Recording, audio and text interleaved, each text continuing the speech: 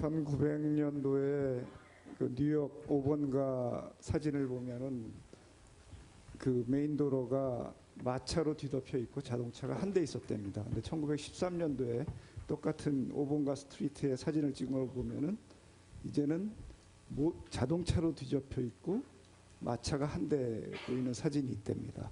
13년 만에 기술과 사회적인 수용으로 말미암아서 혁신적인 변화가 실제 실현화된 것이죠. 그래서 미래를 변화시키는 기술, 또 그것이 우리를 어떻게 영향을 미칠 것인가에 대해서 오늘 좋으신 말씀을 들었습니다. 오늘 지정토론과 종합토론으로 진행을 하겠습니다. 먼저 우리 유선희 박사님께 부탁드리겠습니다. 네, 앉아서 해주십시오. 네, 그 자료를 보면서 말씀해 주십시오. 네. 지금 시간이 많지 않기 때문에 한 5분 정도나 해주시면 감사하겠습니다. 네, 안녕하십니까. 조금 전에 소개받은 키스티의 유선이라고 합니다. 저는 그 AI를 직접적으로 개발하거나 연구하는 사람은 아닙니다. 그런데 저희가 하고 있는 일이 과학기술 빅데이터를 가지고 분석해서 의사결정을 지원해주는 그런 쪽의 연구를 하고 있기 때문에 그러면 그 인공지능을 갖다가 활용하는 입장이 될 수도 있고 인공지능을 개발하는 데 도움을 주는 그런 역할도 할 수 있기 때문에 그런 입장에서 오늘 지정 토론 발표를 하게 돼서 굉장히 기쁘게 생각하고요. 저희 지금 발표 자료를 그 순서대로 대략적으로 간단하게 좀 말씀드리면서 제가 뭐 중복되는 거는 좀 빼고 제가 좀 포커싱을 했으면 하는 그런 부분 쪽만 좀 말씀드리는 걸로 하겠습니다. 그래서 아까 4차 산업혁명 말씀을 하셨는데 거기에서 어쨌든 1, 2차 산업 같은 게 중요한 거는 육체적인 그 노동을 대체하거나 지원해 주는 쪽으로 있었었고 3차 산업, 4차 산업은 인터넷을 기반으로 해가지고 정보 기반이 되면서 이제 4차 산업 되면서 지적 노동을 갖다가 지원해주거나 대체해주게 되는데 거기에서 핫 이슈가 되는 부분은 화이트 칼라 부분에서 문제라고 아까 이제 그 박사님께서도 말씀해 주셨습니다. 그래서 그 중심에 인공지능이 좀 들어가 있기 때문에 또 요즘 뭐 알파고 때문에 굉장히 많은 이슈가 대두되고 있어서 그럼 거기에 대해서 저희 아까 말씀드린 그런 어떤 바라보는 입장에서는 어떤 대응을 하는 것이 좋을까라는 것으로 좀 말씀드리고 싶습니다. 그래서 약한 인공지능과 강한 인공지능이라고 얘기를 하고 있는데요.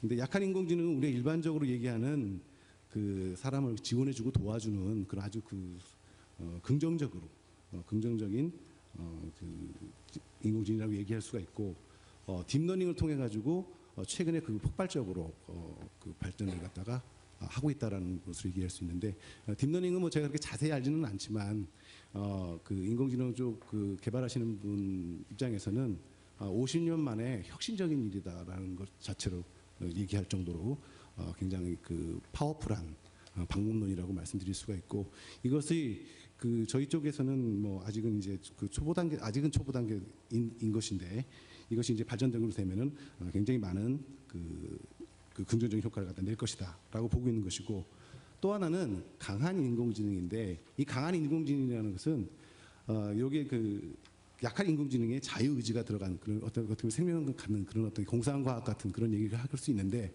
이것이 가능할지 여부에 대해서는 아무도 모르지만 그렇다고 그렇지 않으리라고 얘기할 수는 없다라는 그런 근거도 없다.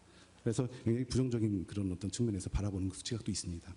그래서 제가 기회와 문제를 갖다 했는데 기회 부분에 있어서는 아까 김 박사님께서 많은 말씀해 주셨기 때문에 그래서 그런 저희가 아직 초기 단계에 있는 딥러닝 분야를 갖다가 좀 더 저희가 개발을 하면서 또 저희가 가지고 있는 ICT 강국이면서 또 제조업 강국이기도 하거든요. 그러면 이 두 가지가 융합만 된다 그러면 시너지 효과는 상당히 클 수 있기 때문에 4차 산업혁명도 리드해 나갈 수도 있을 것이고 그리고 딥러닝 바탕을 빅데이터를 기반으로 한 딥러닝을 통해 가지고 굉장한 혁명을 일으킬 수 있다라는 기회를 갖다가 볼 수가 있겠고요.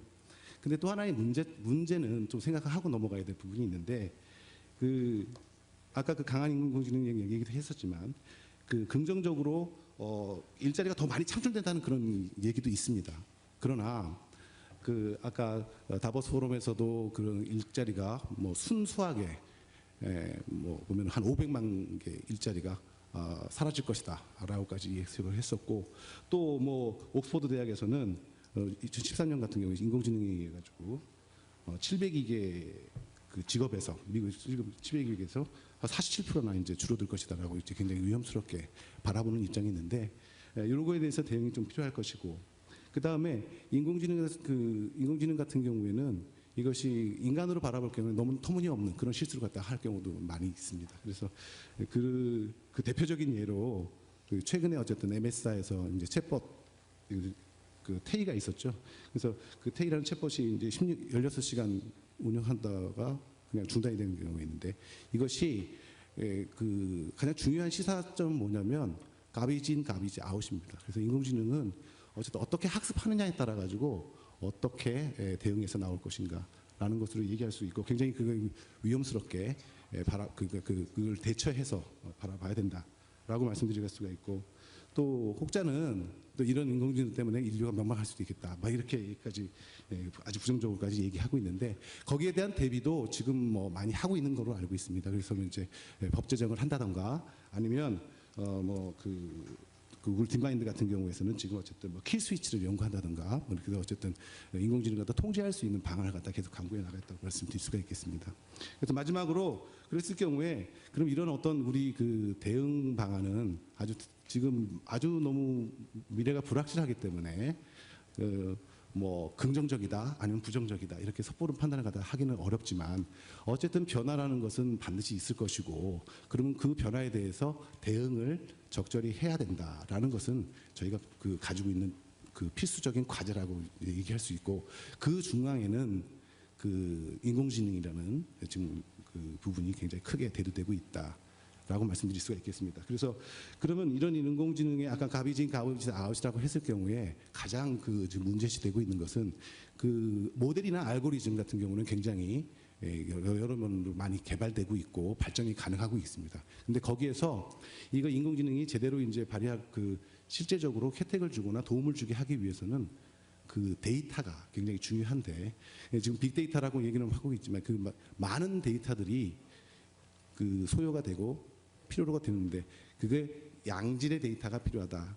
그리고 그런 양질의 데이터를 그 대량의 데이터를 갖다 좀 제대로 확보할 수 있는 그런 방안이 필요하다가 이제 가장 그 문제라고 볼 수가 있겠습니다. 그래서 이 양질의 데이터를 확보한다는 것 자체는 이게 어떤 인공지능의 어떤 나중 안 좋은 면 그걸 방지할 수 있는 그런 차원의 얘기도 될 수가 있기 때문에 그래서 그런 어떤 데이터를 갖다가 확보하는 쪽에 그 문제를 갖다가 좀 잘 봐야 될 것 같고 아까 뭐 그 알파고가 그렇게 해서 할 수 있었던 것도 3천만 건의 그 기록을 갖다가 학습을 했었고 그 다음에 그 이전에 간단한 얘기이긴 하지만 고양이 인식을 하기 위해서는 자그마치 그 1000만 장의 사진을 갖다가 다 학습을 해가지고 보는 그런 어떤 방대한 데이터가 있어줘야 그 세부적인 조그마한 태스크를 갖다 수행할 수 있다라는 것으로 볼 수 있겠고 아직은 인공지능 위협적인 요인까지 도달하지는 않겠지만 그런 것을 고려했을 때 많은 데이터를 확보하고 관리하는 쪽에 있어서 관심을 가졌으면 하는 것이 제 토론 주제의 주요 내용이라고 말씀드릴 수 있겠습니다. 네, 고맙습니다. 유선희 박사님. 네, 그 기회와 도움 문제 그리고 데이터 문제를 말씀해 주셨는데 확보뿐 아니라 우리나라에서는 데이터 공유와 활용이 굉장히 어렵다. 뭐 이런 말씀도 주셨어요. 그래서 이따 또 말씀을 나누도록 하겠습니다. 장우석 박사님 부탁드리겠습니다. 네, 핀테크 분야의 지정 토론을 맡은 현대경제연구원의 장우석 연구위원입니다. 기존의 주력 산업들이 다들 성장기를 지나서 쇠퇴기에 접어들고 있는 것이 아닌가. 그리고 조선이나 해운, 철강 같은 산업은 시작일 뿐이고 조만간 자동차나 휴대폰 같은 산업까지 확산되는 것이 아닌가 하는 암울한 전망들이 확산되고 있는 상황에서 오늘 미래 성장 동력, 특히 4차 산업혁명 그리고 그 중에서도 특히 이제 금융업 관련 핀테크 발표를 박수영 원장님께서 잘 해주셔가지고 아주 흥미롭게 잘 들었습니다. 나누어드린 그 자료집 90페이지부터 제가 보면서 그 핀테크 관련해가지고 저희들이 조금 더 몇 가지 좀 면밀하게 들여다보고 싶은 부분들 한 4가지 정도 저희가 좀 정리를 해봤습니다. 첫 번째 이제 핀테크가 금융과 기술의 결합이라고 이제 되어 있는데 과연 그 기술이라는 게 도대체 무엇을 이야기하는지 조금 더 기술적인 측면에서 들여다볼 필요가 있겠습니다. 기존의 금융업이 사실은 기술과 결합하면서 많은 부분 변화해 왔죠. 80년대 텔레뱅킹이나 PC뱅킹 같은 경우는 기존의 금융이 전화망, PSTN망과 결합되면서 굉장한 혁신이 있었고 95년도부터 나온 인터넷 뱅킹, 모바일 뱅킹 같은 경우는 인터넷망을 활용하면서 또 금융업의 변화가 있었습니다. 그렇다면은 핀테크라고 하는 것은 과연 그 금융업의 본질을 바꿀 수 있을 만큼의 어떠한 기술을 우리가 의미하는 것인가? 이게 단순히 이제 일시적인 유행에 끝나는 것이 아니라 실질적으로 금융업을 바꿀 수 있을 정도라면은 그 기술의 어떤 측면인지를 조금 더 면밀하게 좀 살펴볼 필요가 있지 않겠는가 하는 생각이 들었습니다. 화폐나 금융의 디지털화가 이루어지고 그것을 그 유통하는 망이 변화하고 여기까지가 지금까지 이루어진 혁신이었다면은 지금 빠르게 저희들이 관심을 가지고 아까 발표 때도 언뜻 말씀을 하셨습니다마는 이제 블록체인이라고 하는 부분, 그래서 과거의 금융업의 본질은 잔고와 거래의 증명을 중앙의 금융기관이 인증해 주는 것, 이것이 이제 금융업의 본질이었다고 본다면은 비트코인으로 시작된 가상화폐 혁명, 그 다음에 블록체인이라는 방식의 새로운 네트워크에 기반한 거래 잔고 증명이라는 것은 기존의 그 금융회사들이 가져왔던 그 금융업의 본질을 흔들 수 있는 그런 부분의 기술이 아니겠는가 하는 부분에서 저희들이 핀테크라고 했을 때 단순히 이제 과거에 많이 있었던 그 모바일 뱅킹, PC 뱅킹 이런 것들과 좀 차별화될 수 있는 업의 본질을 바꿀 수 있는 기술이 무엇인가 이 부분 좀 깊이 들여다봐야 되겠다는 생각을 했습니다. 다음 페이지 두 번째는 이제 앞서서 이제 기술의 관점에서 봤다면 두 번째는 이제 금융업의 관점입니다. 그래서 기존에 있었던 뭐 인터넷, 컴퓨터, 모바일 이런 것들은 사실은 기존 금융회사의 업무를 더욱더 보완해주고 강화해주는 역할들을 많이 했었죠. 기존에 은행들이 온라인 서비스를 제공하고 모바일 뱅킹을 제공하고 텔레뱅킹을 제공하면서 기존 금융회사들의 업을 좀 더 이렇게 보완해주는 보완제로서 기능을 했었는데 지금 나오는 핀테크가 과연 그런 것이냐, 기존의 금융회사들을 더 도와주는 그러한 기술들이 될 수 있겠느냐, 아니면 기존 금융회사가 가지고 있는 보시면 이제 지급결제 기능이라든지 금융업에서 돈을 주고 받는 거죠. 자금 중개 기능, 돈을 빌리는 거죠.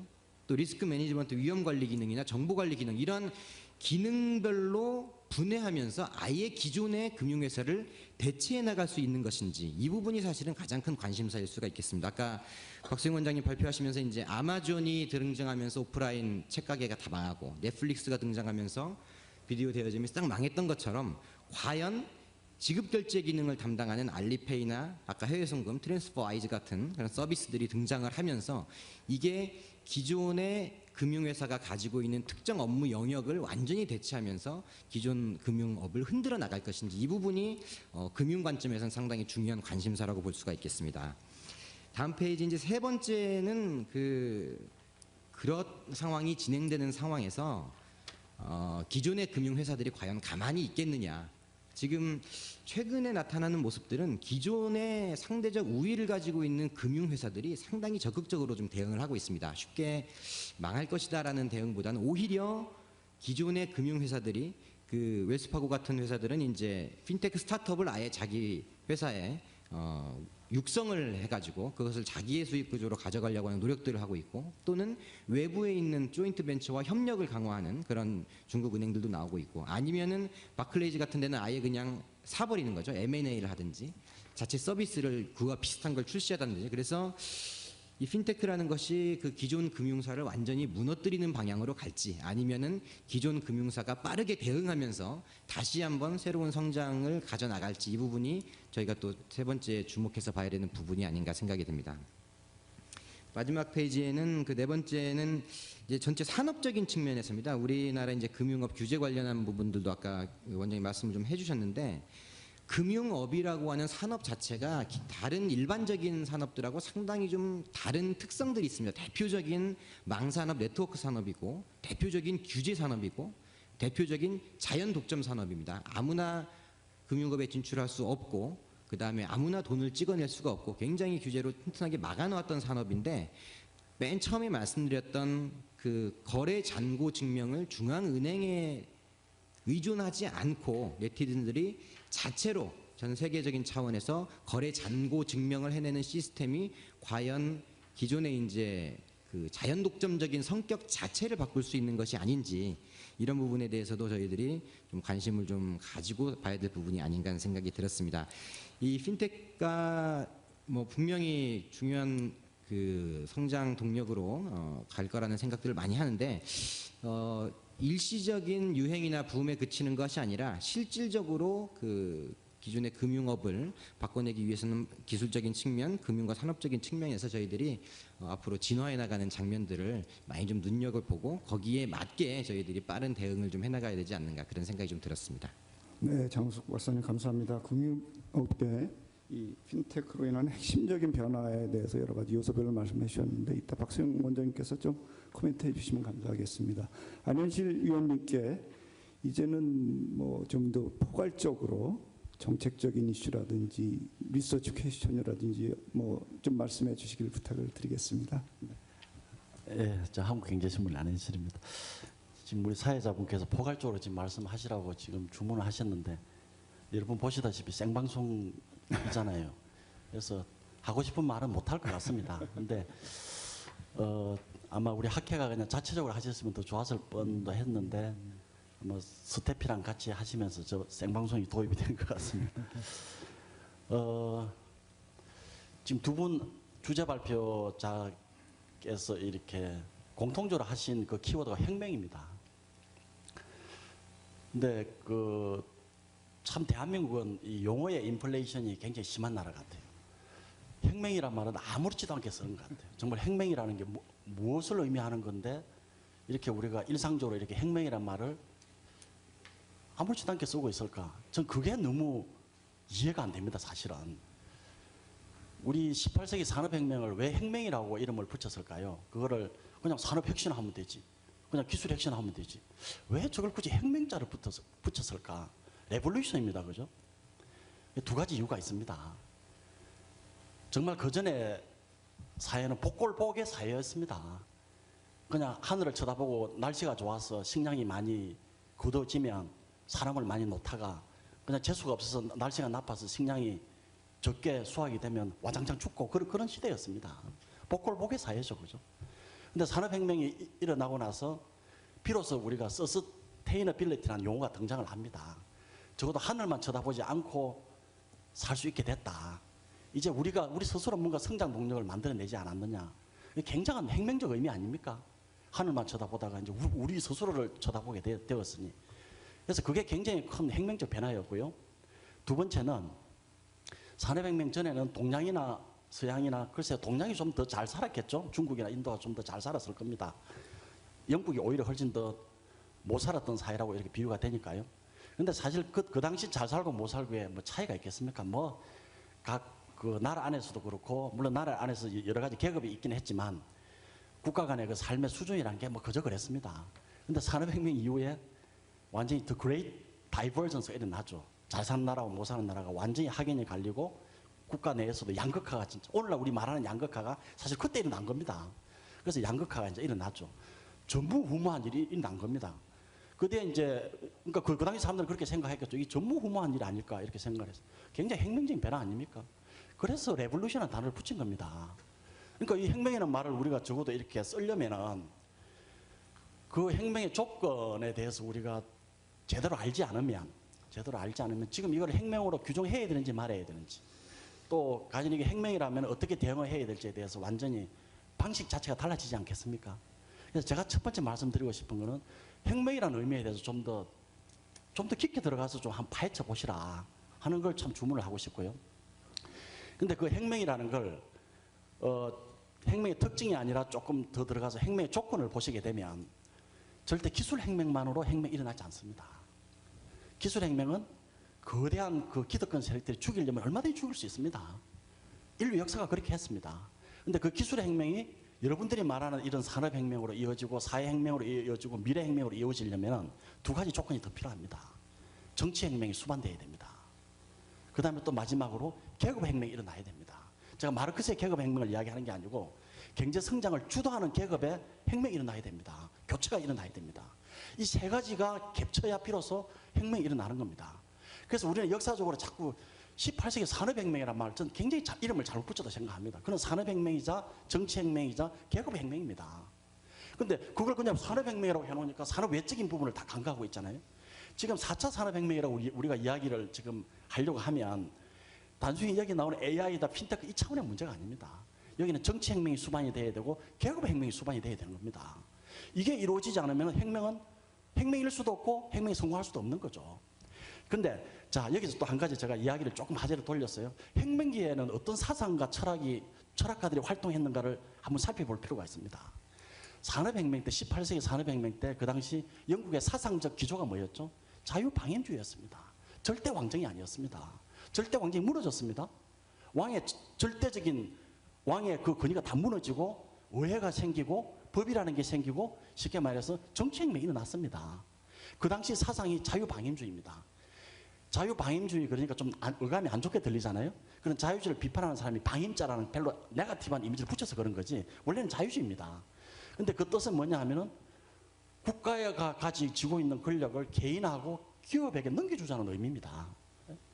쉽게 말해서 국가가 가진 그 권력을 개별 유닛에게 시프트하자는 이야기입니다. 그게 자유주의입니다. 그럼 국가는 뭘 하느냐? 그 당시에는 그렇게 생각했습니다. 국가는 국방 잘 지키고 그 다음에 치안을 잘 지켜라. 그거 정부가 할 일이다. 나머지 모든 경제적 자유는 개인한테 맡겨라. 기업한테 맡겨라. 그 자유주의 사상이 있었습니다. 그 자유주의 사상이 그 당시 산업혁명이라는 거, 혁명하고 밀접한 관련이 있습니다. 그래서 혁명이 일어났다고 볼 수 있습니다. 그러고 나서 혁명이 꽃을 피웠다고도 볼 수 있습니다. 여러분 우리 IT 혁명을 굉장히 좀 약간 어떻게 보면 진보하게 생각하지만 IT 혁명이 어떻게 해서 일어났습니까? 미국 경제가 완전히 코너에 몰려서 세계 경제에서 낙오하는 게 아닌가 하는 절박감이 있었습니다. 미국에서는 이걸 뒤집어엎어야 되잖아요. 뒤집어엎어야 되는데 깊게 생각을 합니다. 뭘로 뒤집어엎을지에 대해서. 레이건 대통령이 나오죠. 그죠? 사상부터 먼저 바꿉니다. 신자유주의로. 신자유주의가 뭡니까? 여러분 신자유주의 보면 다 안 좋게 생각하잖아요. 그죠? 뭐 규제를 뭐 완화하고 이렇게 생각하잖아요. 산업혁명 때 자유주의를 그대로 쓸 수 없으니까 신자를 붙인 겁니다. 그 역시 본질은 국가가 가진 권력을 개인하고 기업에 돌려주자는 겁니다. 그런데 그 당시 그거를 어떤 용어로 표현을 했느냐면 규제 완화라고 표현을 한 겁니다. 그거를. 원래 속 뜻은 자유를 주는 겁니다. 자유를. 예? 그래서 정보 IT 혁명도 신자유주의가 있었기 때문에 가능했고 신자유주의로 꽃을 피운 겁니다. 그런데 자 그럼 여러분 지금 우리 4차 산업혁명을 이야기하잖아요. 그죠? 아무도 자유주의를 이야기하지 않습니다. 이 4차 산업혁명을 이야기하면서 모두가 기술 이야기만 하지 이 4차 산업혁명의 전제 조건이자 앞으로 꽃을 피울 수 있는 조건이 사상적 철학적으로 새로운 자유주의가 도래해야 된다는 데서 아무도 이야기하지 않는 거예요. 그게 좀 미스터리라는 거예요. 미스터리. 근데 영국은 이야기를 합니다. 데이비드 캐머런 이야기합니다. 영국에서 왜 산업혁명이 일어났느냐. 그 당시 사상이 자유주의였다. 4차 산업혁명을 영국이 주도하기 위해서 어떻게 해야 되느냐. 산업혁명 때 시대에 자유주의로 우리는 돌아가야 된다. 그럼 어떻게 해야 되느냐. 영국 정부를 3분의 2로 사이즈를 줄이겠다. 공무원 3분의 1을 자르겠다. 작은 정부로 가야 되겠다. 왜? 개인과 기업에 자유를 주기 위해서. 정확하게 이야기합니다. 박근혜 대통령께서 그런 말씀하시는 거 단 한 번이나 들어본 적이 있으십니까? 없잖아요. 그러니까 이건 본질을 지금 우리가 간과하고 있는 게 아닌가 하는 생각이 굉장히 든다는 거죠. 자, 혁명기는 굉장히 혼란스럽습니다. 예측이 되지 않습니다. 정부조차도 예측을 못합니다. 가장 정보를 많이 가지고 있다는 정부조차도 무지한 상태로 빠집니다. 케이오스 상태로 빠지는 거예요. 그런데 그 당시 정부가 만약 이 혁명기인데 정부가 정부 주도로 이걸 해야 되겠다 이렇게 나를 따르라 그러잖아요. 그죠? 몰살당합니다. 몰살당해. 네? 여러분 몰살당하는 길을 택해야 되겠습니까? 아니면 여러분들 중에 누군가는 살아남는 길을 택해야 되겠습니까? 그래서 사실 이 자유주의는 누군가를 살리기 위한 정책입니다. 개인과 기업에게 자유를 줘서 쉽게 말해서 각자 도생을 해서 살아남을 놈은 살아남으시오. 국가는 더 이상 여러분들을 위해서 해줄 게 없다. 이 혁명기에. 왜냐면 모르니까. 예측을 못하니까. 여러분들에게 어떻게 가라고 이야기를 할 수 없으니까. 여러분 각자에게 맡기겠다. 그 대신 누군가는 살아남아서 이 나라를 유지시켜 주시오. 하는 게 밑바탕에 깔려 있는 겁니다. 자, 그래서 쉽게 말씀드리면 뭐냐 하면은 혁명 전에는 디벨롭먼트라는 단어가 지배할 수 있습니다. 소위 우리가 굉장히 좋아하는 개발이라는 단어입니다. 로드맵이라는 게 통용이 되죠. 플래닝이라는 게 통용이 됩니다. 근데 혁명기에는 그거는 몰살로 가는 지름길이 될 수가 있는 거다. 그럼 혁명기에는 디벨롭먼트를 대체할 수 있는 단어가 뭐냐? 에볼루션입니다. 우리가 흔히 진화라고 번역을 하죠. 에볼루션의 특징이 뭐냐면 우연입니다. 우연. 우연을 빼고 에볼루션이 설명이 안 되잖아요. 그죠? 그 우연은 아무도 알 수가 없는 거예요. 그러니까 결국은 많이 개인의 선택에 맡겨가지고 그 우연하게 피트볼 한 사람은 살아남으면 그 사회가 그 살아남을 공간을 유지시켜서 가는 거잖아요. 그죠? 지금이 그런 시대라는 거예요. 그런 시대. 근데 지금 예를 들어서 지금 우리는 어떤 시대를 가고 있느냐. 대한민국 정부가 가진 힘을 여러분들한테 넘겨주고 있습니까? 대한민국 정부가 가진 힘을 기업에게 넘겨주고 있습니까? 대한민국 정부가 가진 힘을 대학이나 연구소에게 이제 당신이 한번 알아서 해보시오. 넘겨주지 않잖아요. 그죠?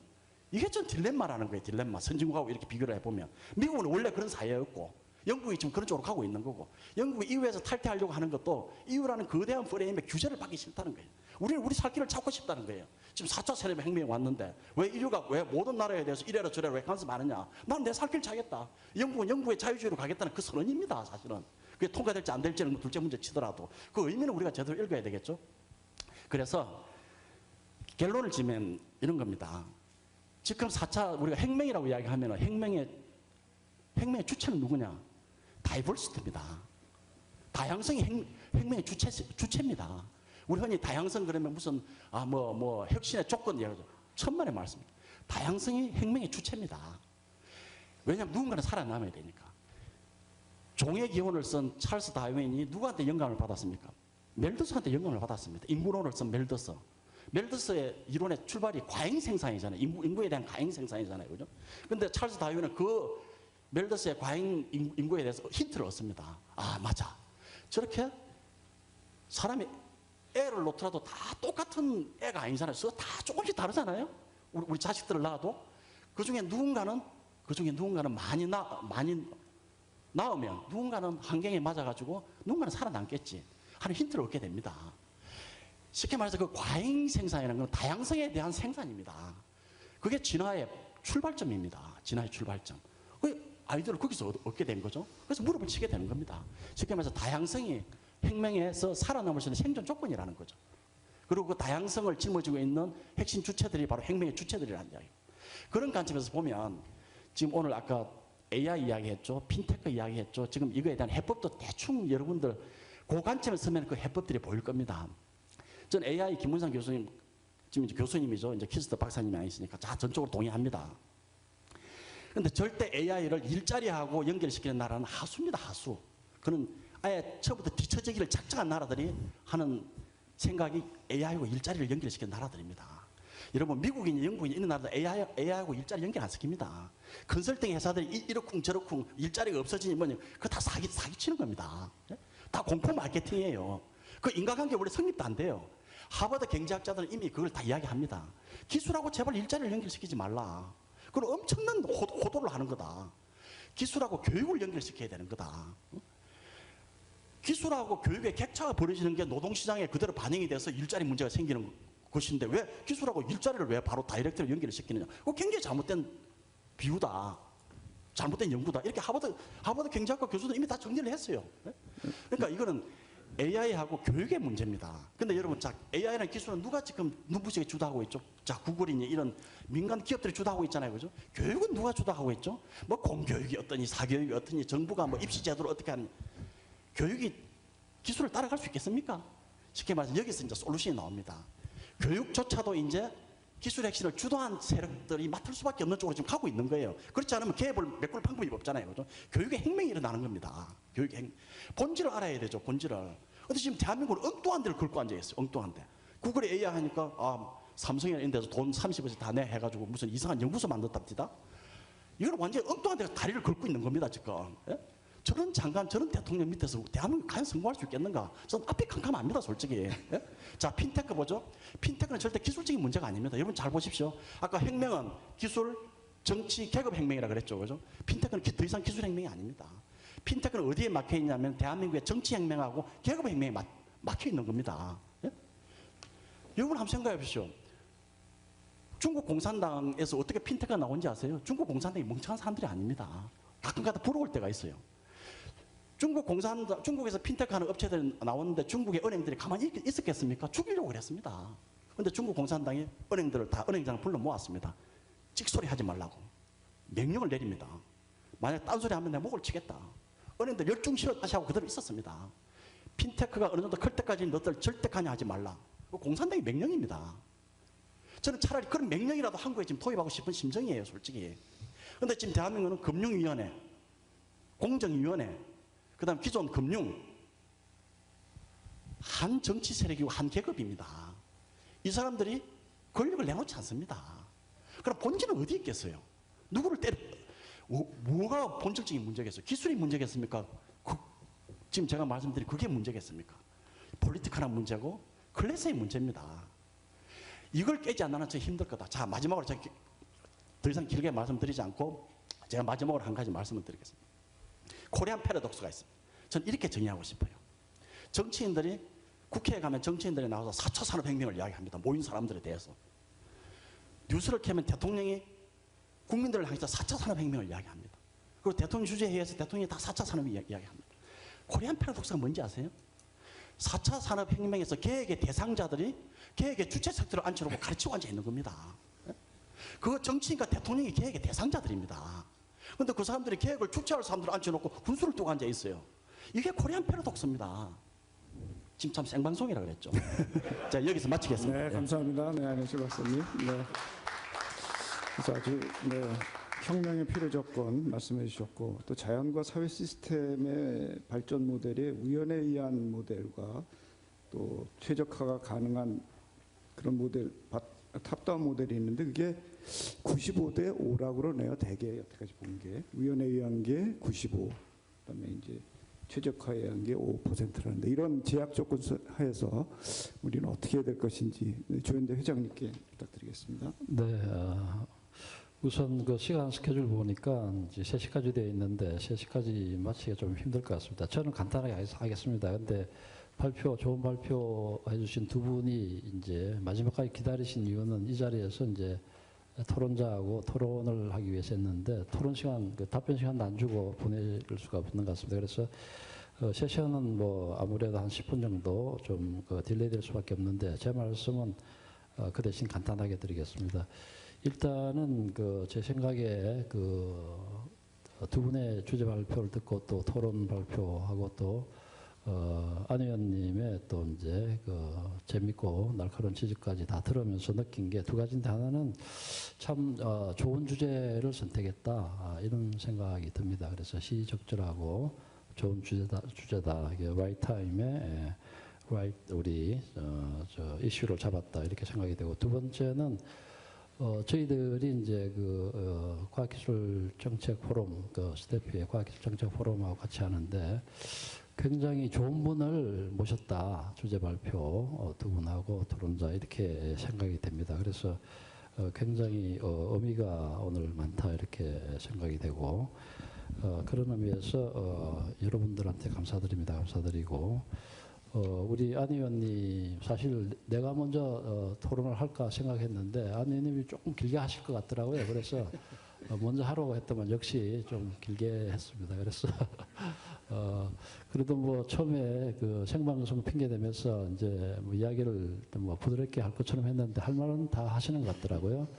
근데 혹시 이제 생방송 보고 좀 이렇게 다가오지 않거나 조금 좀 불편해 하시는 분들도 혹시 있다면 이것은 기술경영경제학회하고 스태피 과학기술정책 포럼하고 이제 공동 주최하기 때문에 두 쪽 다 좀 책임이 있으니까 한쪽만 너무 나무라지 마시고 두 쪽을 좀 이렇게 나눠서 이렇게 하면은 조금 덜 좀 이렇게 밉보일 수도 있다 이렇게 생각되는데 하여튼 아마 표현보다도 열정이나 마음은 좀 이렇게 우리가 사실 옛날에 이제 미라클 이야기도 나왔고 이제 미라클 끝났느냐 또 이런 이야기도 있고 또 앞으로 우리 나가야 될 그런 상황이 옛날에 이제 우리가 처했던 그런 환경하고는 좀 많이 다른 것 같습니다. 다르게 말하면 옛날에 우리가 처했던 환경은 내부적으로 어려웠지만 그래도 외부적으로는 냉정시대의 냉정구도였지만 기회도 있었고 열심히 하면 이제 팔시장도 있었고 이러는데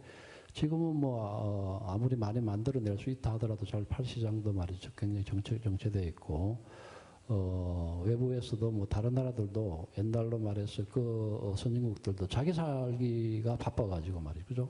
그래서 지금 뭐 다른 나라 생각하거나 전 세계 생각할 여유도 별로 없는 것 같습니다. 그래서 이런 상황 속에서 우리가 어떻게 하는 것이 이제 좋을 것이냐 그런 어떤 그 걱정과 이제 잘해보고자 하는 열정을 대변하는 것이다 이렇게 생각하고 제 말씀을 마무리하고 두 분의 우리 이제 답변을 회장님 듣도록 하겠습니다. 감사드립니다.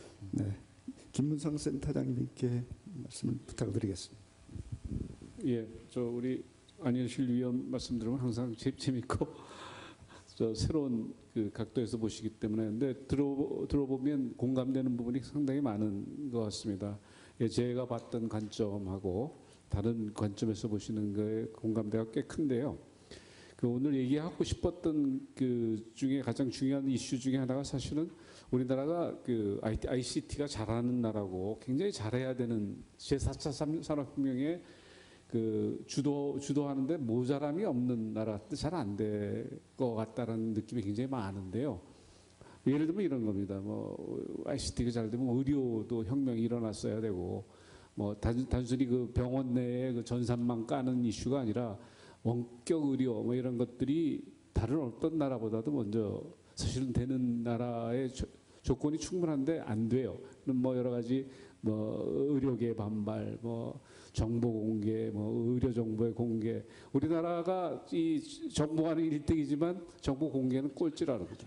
근데 사실은 아까 여러 번 말씀드렸듯이 4차 산업혁명의 가장 근간이 되는 건 정보의 공유입니다. 빅데이터를 통해서 새로운 서비스를 만드는 것이기 때문에 이러한 규제라든가 정보 공개들이 사실 가로막히면 우리나라가 이 산업을 주도할 수가 없습니다. 그런 의미의 아마 혁명을 안 의원께서 말씀하시는 것 같습니다. 이런 것들이 의료뿐만이 아니고요. 뭐 어느 곳이나 다 있습니다. 금융 쪽도 아까 핑테크 말씀하셨지만 금융이 우리나라처럼 어디 웹사이트에 들어가서 뭐 하려고 그러면 인증받고 뭐 하고 엄청나게 까다로워. 그게 우리의 정보와 그 핀테크로 가는 가장 걸림돌 중에 하나라고 합니다. 이러한 규제, 교육도 마찬가지고요. 이런 것들이 근본적인 개혁이 이루어져야 되는데 그게 아마 지금 말씀하신 계급혁명, 뭐 정치혁명 그런 이슈하고 연결되는 것 같습니다. 저 동의를 하고요. 좀 더 근본적인 이슈는 저는 교육에 있다고 봅니다. 그러니까 이 기술혁명이 다가오고 있고 4차 산업혁명이 다가오고 있는데 이것을 우리가 준비를 하고 있느냐 이슈는 사실 교육하고 초등학교 때부터 교육체제가 바뀌어야 된다고 보는데요. 단순히 기술적 교육뿐만이 아니고요. 아까 얘기한 다양성하고도 같은 문제인데요. 이러한 다양성에서 창조성을 발휘하려고 그러면 우리나라의 이런 일관 상명하다 할 식의 교육 갖고는 못합니다. 그러니까 미국에서 새로운 벤처 문화 이런 것들이 굉장히 활성되는 데 비해서 한국에서 안 되는 이유는 바로 그런 어떤 어려서부터의 토론 문화라든가 창조적 그 프로젝트를 한다든지 이런 것들을 우리가 경험을 못 해가지고요. 새로운 것에 대한 리딩할 수 있는 능력들이 존재하지 않습니다. 근데 이런 것들이 근본적으로 빠른 시간 안에 변혁이 돼야만 4차 산업혁명의 리더로서의 우리가 위치를 그나마 견지할 수 있지 않을까. 여러 가지 뭐 걱정되는 건 많지만 저는 교육의 이슈를 이번 기회에 다시 한번 강조하고자 합니다. 네, 고맙습니다. 네, 제가 간단하게만 뭐 앞에 말씀하신 분들에 대해서 다 이제 공감을 하고, 근데 이제 4차 산업혁명에 그럼 이제 어떻게 앞으로 우리가 가야 되느냐 했을 때 저는 한 가지는 이거는 좀 전문가들이 주도하는 시대가 돼야 된다는 말씀 좀 드리고 싶어요. 그러니까 이제까지의 우리의 경제 발전이라든지 산업 발전이 어떤 그 관중심의 기획 경제 뭐 이렇게 이제 많이 해왔잖아요. 그런데 이게 지금 4차 산업은 아까 안 박사님도 말씀하셨지만 어떻게 될지 모르는 거예요. 이게 이거 어떻게 뭐가 성공할지 이게 이 보는 눈이 점점 복잡하고 어려워지는 거예요. 예전만 해도 그냥 뭐 투자하고 뭐 부동산 사고 뭐 이렇게 담보 잡고 하면 다 됐는데 그런 시대가 아니거든요. 그러니까 지금 실리콘밸리가 저렇게 활성화되는 이유는 실리콘밸리에 있는 많은 전문가들이 그 기업의 밸류를 결정하고 그 밸류를 인정해서 투자가 되기 때문인데 우리는 지금 뭐 은행이나 투자기관에 있는 사람들이 4차 산업, 신산업들에 대한 투자를 못하고 있어요. 왜냐하면 잘 모르니까. 이해가 안 되니까. 그렇다고 옛날에는 그래도 뭐 공장이나 이런 건 담보 잡을 거라도 있었잖아요. 그러니까 은행이 돈 빌려줬는데 이제는 신산업은 담보 잡을 것도 없어요. 그렇잖아요. 그러니까 이게 투자도 안 돼요.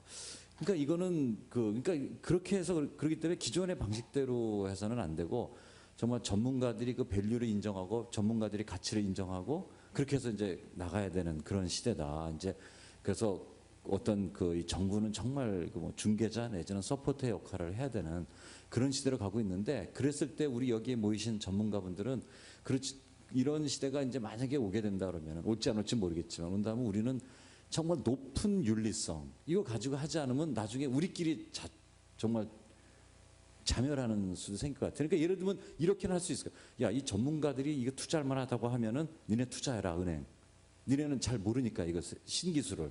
그랬을 때 그런데 그 전문가라는 우리 이런 박사님들이 만약에 뭐 기업과 결탁한다라든지 아는 사람이라서 야 이거 괜찮은 기술이야 이렇게 해서 만약에 해서 되면 정말 우리는 정말 이제 끝장나는 거죠. 그러니까 그런 것은 그러니까 우리 전문가들이 정말 고대 윤리성을 가지고 전문가들이 주도하는 어떤 4차 산업혁명 이렇게 돼야 되지 않을까 이런 생각합니다.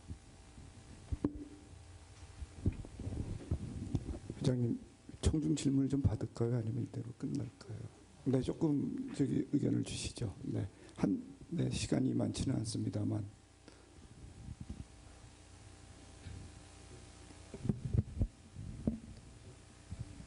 저장님 말씀이 플로어에서 혹시 질문이나 토론하실 분이 있으면은 예.